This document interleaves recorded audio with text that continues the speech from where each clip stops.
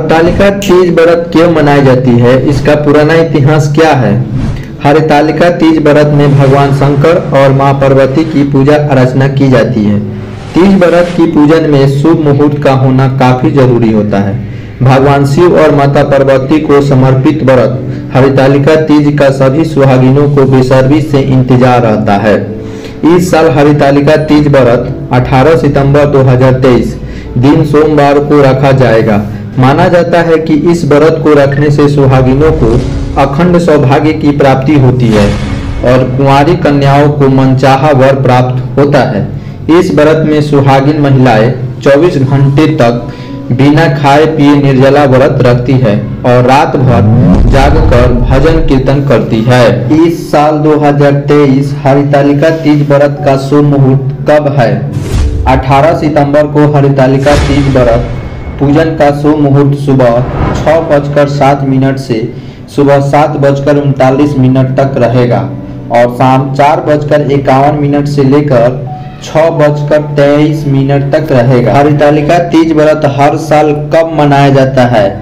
हरतालिका तीज व्रत हर साल भाद्रपद शुक्ल पक्ष की तृतीया को हरतालिका व्रत रखा जाता है। यह व्रत पहली बार मां पार्वती ने भगवान शिव को प्राप्त करने के लिए रखा था। मां पार्वती ने अन्न जल त्याग कर कठिन तपस्या की, जिसके बाद भगवान शिव ने मां पार्वती को पत्नी के रूप में स्वीकार करने का वचन दिया। हरतालिका तीज व्रत का पूजा कैसे करें। हरतालिका तीज व्रत की शुरुआत एक दिन पहले आधी रात से हो जाती है।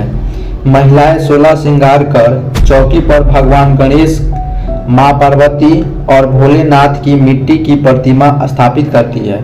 सबसे पहले भगवान गणेश की पूजा की जाती है। इसके बाद मां पार्वती को सुहाग का जोड़ा और श्रृंगार सामग्री अर्पित करते हैं। फिर हरतालिका तीज की कथा सुनाकर भगवान शिव और माता पार्वती की आरती की जाती है। माना जाता है कि तीज की कथा पढ़ने या सुनने के बाद ही व्रत पूरा होता है। तो इस विधि विधान से आप इस हरतालिका तीज व्रत को मनाएं। हरतालिका तीज व्रत के दिन सभी सुहागिन औरतें लाल या हरा वस्त्र का धारण कर सकती है। इस वस्त्र के धारण करने से आपको खुशी मिलेगी। इस वस्त्र को धारण करना शुभ माना जाता है। आखिर कैसे पड़ा हरतालिका तीज व्रत का नाम। राजा हिमाचल अपनी पुत्री पार्वती का विवाह भगवान विष्णु से कराना चाहते थे, लेकिन देवी पार्वती ने मन ही मन भगवान शंकर को अपना पति मान चुकी थी। पिता उनका विवाह विष्णु से न कर दे, इसके लिए पार्वती जी की सहेलियां उनका अपहरण कर उन्हें वन में ले गई। यहाँ एक गुफा में माता पार्वती शिव की उपासना में लीन हो गई। पार्वती के हरण करने के कारण ही इस व्रत का नाम हरतालिका पड़ा। कितना कठोर तपस्या के बाद मिले थे शिव पार्वती को। कहते हैं कि भाद्रपद शुक्ल तृतीय तिथि हस्त नक्षत्र में माता पार्वती के अन्न जल त्याग कर बालू से शिवलिंग बनाए और उनकी पूजा की। देवी पार्वती ने रात भर जागरण कर तपस्या में मग्न हो गई। 12 साल तक माता पार्वती ने भोलेनाथ को पाने के लिए कठोर तपस्या किया। मां पार्वती के इस कठोर तपस्या से खुश होकर महादेव ने अपना दर्शन दिए और इच्छा अनुसार उनको अपनी पत्नी के रूप में स्वीकार कर लिए।